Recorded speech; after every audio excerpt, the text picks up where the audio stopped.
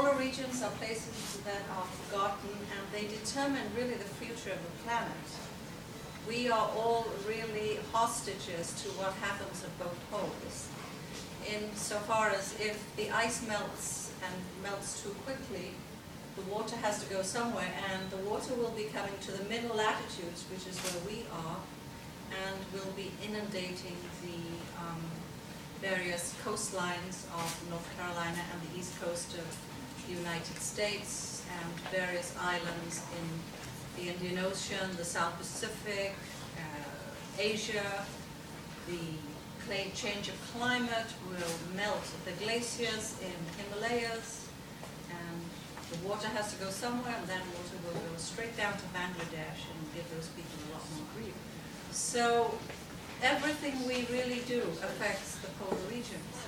And so a number of us a few years ago decided, after visiting the polar regions, that we would join into a sort of consortium of artists and musicians and artists and scientists who really talk about the realities of what is happening there, and putting an artistic face on the polar regions.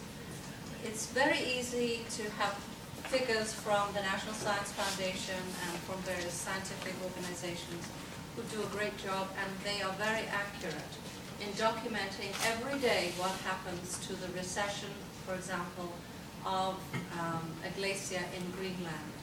But putting a face on the beauty of what would be lost.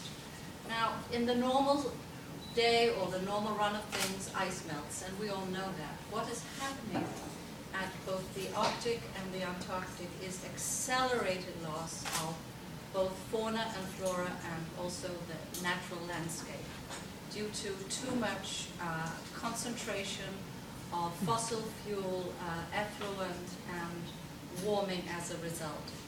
There is a natural process, but we are accelerating it. And what's happening also is that in the past there have been changes, but animals and the land have been able to make adaptations. What is happening now is there is no time for adaptation. So things are happening very quickly and things are disappearing. So as artists, we decided we didn't want to do number crunching. We just wanted to document what existed and what will and can be lost. We can arrest things to a certain extent, but we want to put a face on this place. Not everybody has to go there, and it's not a good idea that we all go there. But if you've been to the Antarctic, you are a witness to the fact that this place and the pristine beauty is really making it possible for us to breathe, for us to have a lifestyle here. So they are the unknown supporters of our wealth, prosperity, and lifestyle. But out of respect, we should also take care not to overconsume. So I'm going to begin with a movie made of my sketchbooks, made by Ashley Dunforth, who is a graduating UNC graduate in film in 2010. And I read out an article I wrote for the Chapel Hill News in 2008. So I'm going to show this movie first, and then we'll talk. Okay, so Bill will show this movie of my sketchbooks, and then I will talk. Thank you. Painting at the Bottom of the World by Nerys, Levy. When I told people I was going to the Antarctic, they invariably asked why. To work, I would tell them. Many non-artists were taken aback by this response for two reasons. First of all, they were startled that my métier, painting, was considered work. Second, they wondered whether it was possible to do any work at all in what they assumed would be hostile climatic conditions.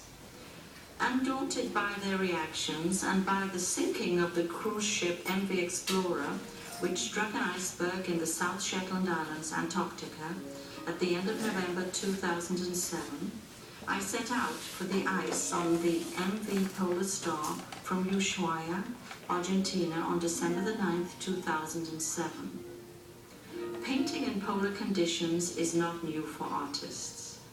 Early 19th century exploration ships always carried artists, some of them women. Later in the century, Frederick Church invited viewers to consider polar climes through his wonderful images of ice floes.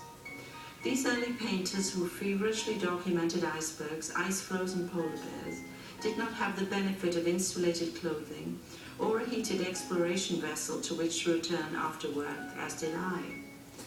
Arriving in Antarctica on December the 11th after 2 rough days crossing the Drake Passage, and armed with the necessary equipment, 3 layers of insulated clothing, life vest, balaclava, light backpack, double-layered gloves, sunglasses, hand and toe warmers, spiral notebooks, water-soluble felt pens, field watercolor box, ski pole and camera, I set to work.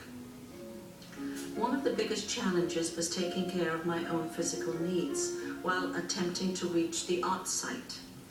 The drill with Antarctic expeditionary voyages is that you saddle up for wet landings on the continent. You weather the elements between the ship and land in a Zodiac rubber dinghy, jump out of the craft into the sea and wade to the shore. In all, I made 8 wet landings. Sometimes the sea between ship and shore was rough. Under no circumstances did one want to fall into the Antarctic Ocean. 10 minutes or 2 in reality in icy water and you're dead. So taking care of camera and art supplies became secondary to hanging on to whatever was available. At times, lurking around the Zodiac were leopard seals, which have a reputation for attacking penguins and a penchant for pulling at mammals, sometimes humans, underwater just to look at them. Given this animal's predilections, it wasn't always safe to hold onto the rope on the side of the Zodiac. At each landing, one arrived on shore grateful to have arrived at all. But the pristine beauty one saw on landing on the 7th continent, as the Antarctic is called, acted as an immediate trigger to get to work. Despite the wind and cold, the purity of the ice forms and the majesty of the wildlife was so compelling that it was easy to forget one's bodily state to a degree. Sometimes it really was too cold to take off the outer glove or to use water in painting. As I worked, I constantly asked myself, is this image worth the risk of losing my fingers? Most of the time, my answer was affirmative. I sketched and painted ice-scapes, brush-tailed penguins on stony nests, male elephant seals practicing challenging behavior in readiness for mating, and seabirds feeding. Trying to capture them in images made me look very closely at my subject matter, making me even more sensitive to the landscape and its inhabitants than I might have been had I not tried to create works of art. It also made me a convert to promoting support for the retention of the Antarctic Treaty, with its mission of preserving the pristine nature of the 7th continent, not only for its inhabitants, but also for the general health of our planet. Since my return to Cobra at the end of December 2007, I have been continuously engaged in my studio, trying to do justice to my unequaled and wonderful subject matter. It's a big job but thrilling challenge that I hope I can measure up to. This article was published in the Chapel Hill News in January 2008. I'm Nerys, Levy. Thank you.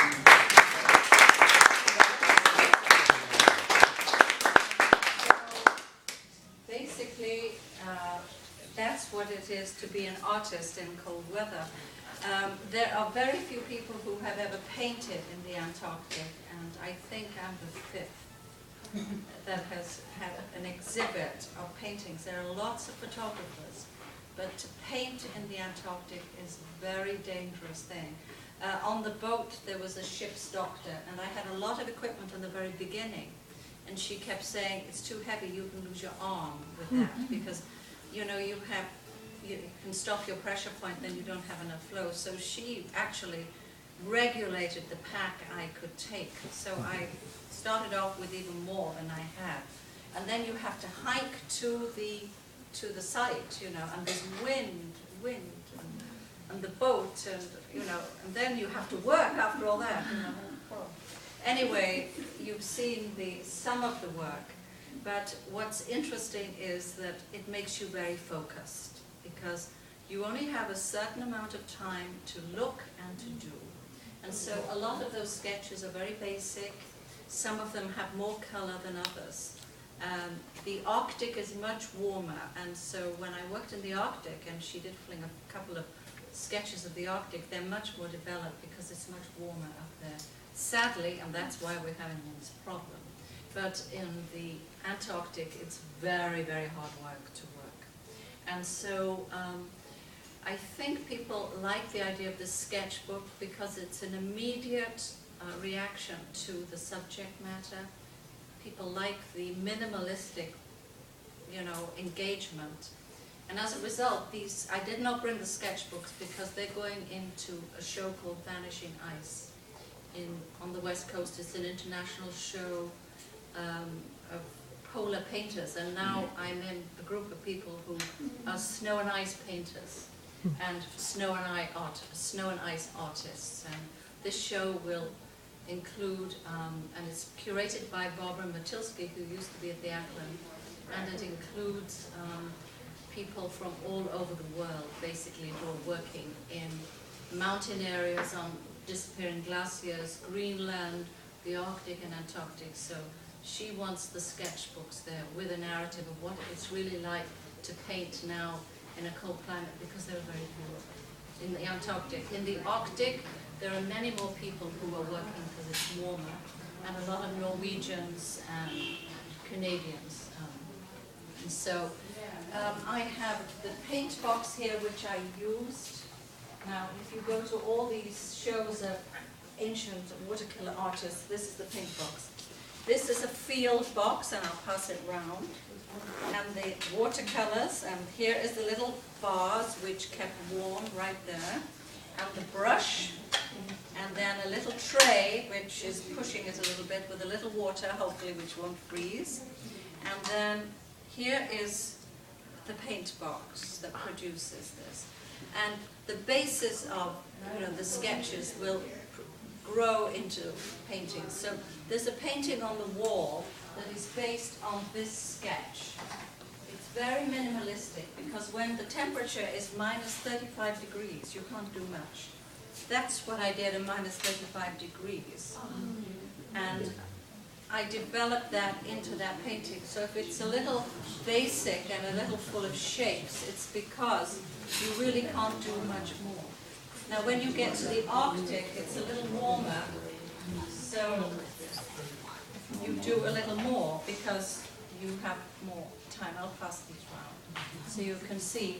But it's the immediacy of working outside, especially in a cold area, that makes you so focused, because you risk losing your hands, you risk having frostbite, and so you have to be so committed, and you have to say, what is it about this place that's worth documenting and worth telling everybody about? Now, the photographers have not an easier time, but they're able to document it more. And on this screen here is a movie of the Arctic made by my collaborator, Brewster Smith, who couldn't be here today. That's of the Arctic, but that gives you an idea of another polar landscape. So I'm going to pass these around and the paint box, and then I will answer questions if you have any. Yeah. Okay. So there are people, working in the Antarctic. So are there any people there, like of the workers, Yes. that do art? They do. A lot of people may do photography. A lot of the workers who are in the Antarctic, nobody can live in the Antarctic except scientists. No, there is something called the Antarctic Treaty, which prevents anybody who isn't with a government who is a co-signator of the treaty working in a scientific capacity. Of those, most of those people are photographers.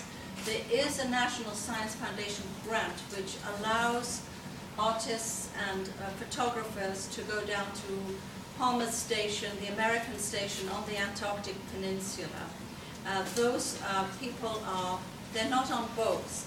Frankly, I believe that some of the best encounters with the Antarctic are on boats, because you can get and see the penguin life. If you're stuck at a scientific station without access to a boat, you lose a lot of what the Antarctic is all about. It is a huge continent. It is the 7th continent, and it's full of mountains, as we know from exploration, but it also has an amazing sea life area, and if you're stuck in a station, you can't always get on a boat, and so the boat life and the penguins and all the animals of the sea, like the humpback whales, all the animals, the leopard seals, you miss all that if you're stuck in a science station, because you have to document some of the things that go on. We visited a Polish station. You would be surprised who is down there. The Poles have a very big, Wojtek, you'll be very pleased to know, have a very big Arctic station. The captain of the boat I was on was Polish. All the first officers were all Polish. And so we went to a Polish station. There are many people vying for the Antarctic and hoping that the Antarctic Agreement will disappear. I mean, the two biggest people down on the Antarctic Peninsula are the Argentinians and the Chileans, because the mountains are a continuation of the Andes.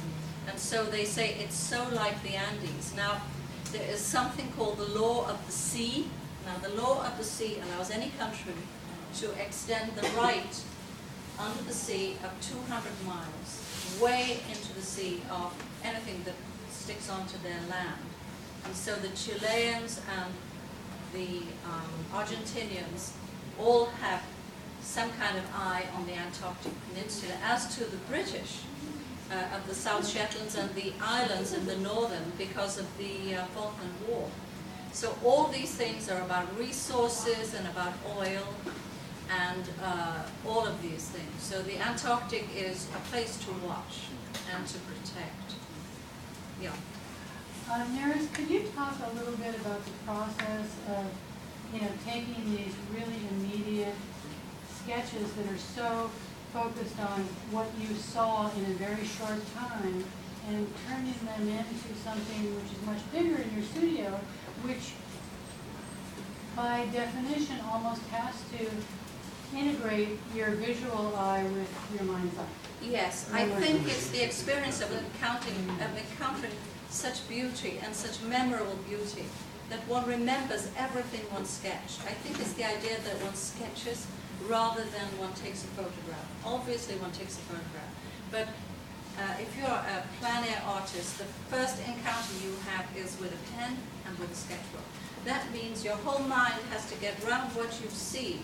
You're not just snapping it and going on to the next one. You have to deal with what you're looking at. And so when it comes to the studio, you remember that. And so you magnify it, but you try to keep the integrity of the lines, and the memory of the experience is sufficient. And so the memory of doing that on site and in such a hostile environment is so memorable that you are able to recoup a lot of that, because and then you have a photograph for backing up, which you use, but it's not major. The major thing is the memory of the encounter, and that's really important. Yeah. How long were you able to work outdoors when you would go? Well, you can only take your hand out of the glove for about 3 minutes, maximum. So you're in and out. I mean, Jim is here. We went to the Arctic together, to Jim Peacock.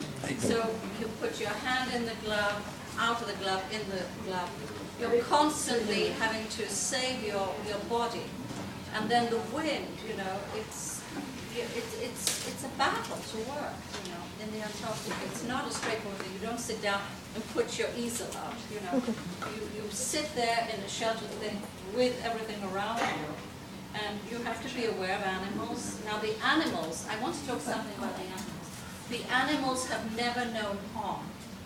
You have 12 mating male elephant seals surrounded by penguins who are watching the elephant seals. The seals are not afraid of the penguins. The penguins are not afraid of the seals. We are intruders in this world, but we are much bigger intruders by virtue of our life. And they are trusting us. The penguins, there is a law. When you go on the Antarctic Peninsula, the continent, you are not allowed to encounter any animals. There are areas of history that are protected. You're not allowed to adulterate them. You have to go through any cleansing your feet every time you get off the boat, on your boat.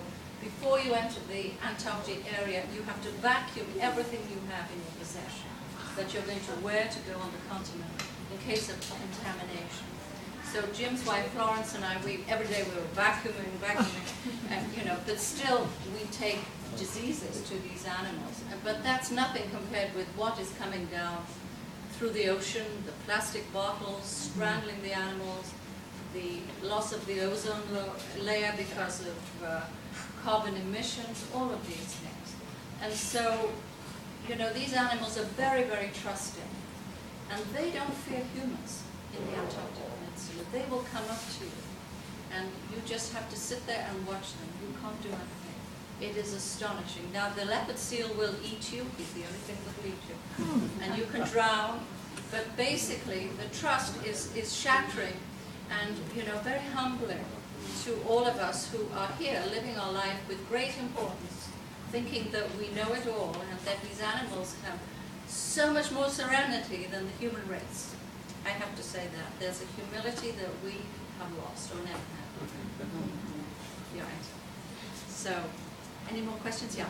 The fact you went down in December, was that more of a scheduling issue? I know that that's supposedly summer in the southern hemisphere, but I can't imagine that affects Antarctic very much. Well, summer is a good time to go because you still get a lot of wonderful ice, but also you see the beginning of the penguins mating and building their nests. Now, in the Antarctic Peninsula, they're mostly brush-tailed, so they make their nests with stones. And also the boats, you have to think of boats. I mean, the week before I went down there, a boat sank. It hit an iceberg. I mean, it is very dangerous. And everybody says you're not going. And Florence and I said, what do you mean? We are going. And so it is very, very dangerous. And so the Antarctic is very dangerous. That's all I can say. And the journey down on the Drake Passage, it's 2 days of continuous sea and gales and big waves. I mean, absolutely dangerous. So all I'm saying is that it's not a journey that one engages in lightly. The Arctic is different. The Arctic is an ocean, and as Jim will tell you, it's in very bad shape. I mean, and you look at this movie here. The Arctic is an ocean. The Antarctic is a continent. So the fauna and flora in the Arctic is really, really having a lot of trouble right now. Because being an ocean, it's going to disappear very soon, and with it, all the animal life. Bears, all the animals. Walruses are in more danger than bears because of the fact they live in groups, they do everything together.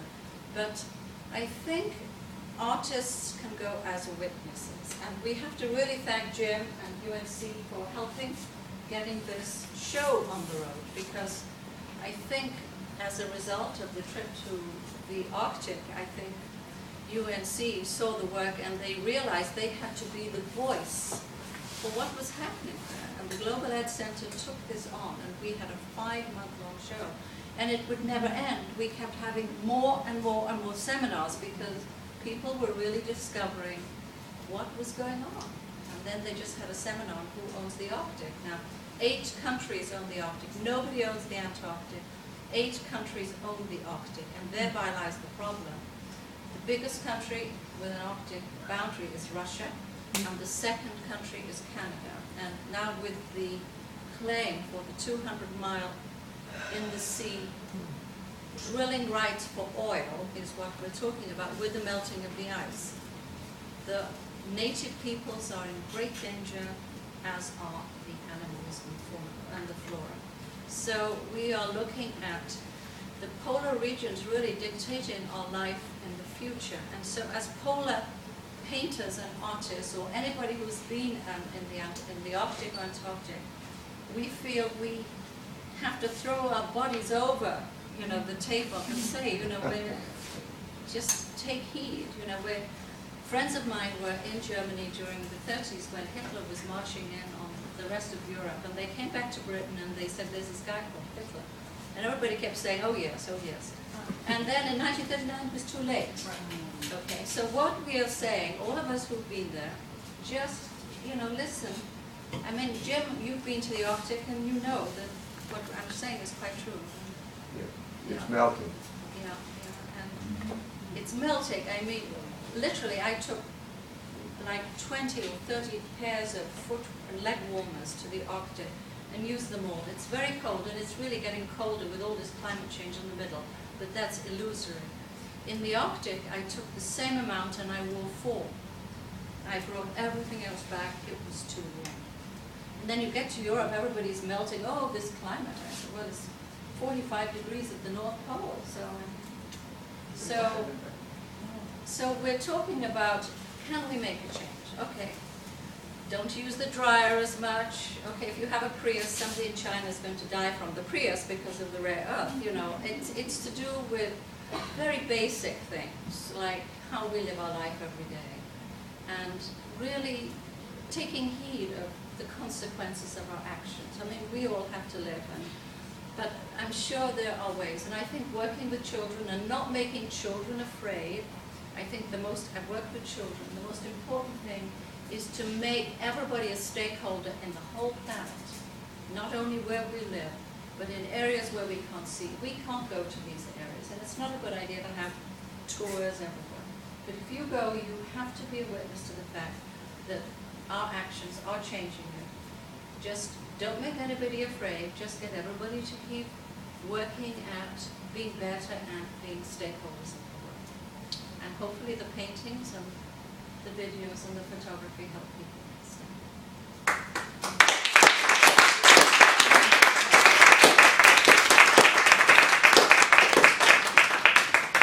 We are lucky to have you back.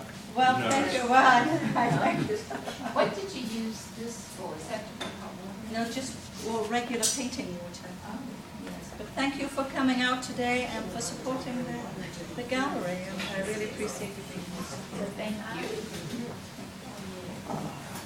Hi, how are you? Nice to see you. Good. Hey, Jim. Good to see you. Thank you. They're right there behind. Excuse me. See? Right there. Oh, yes. So, Mary, have you got a meeting? You look nice. Nice to see you. Good to see you. Yeah.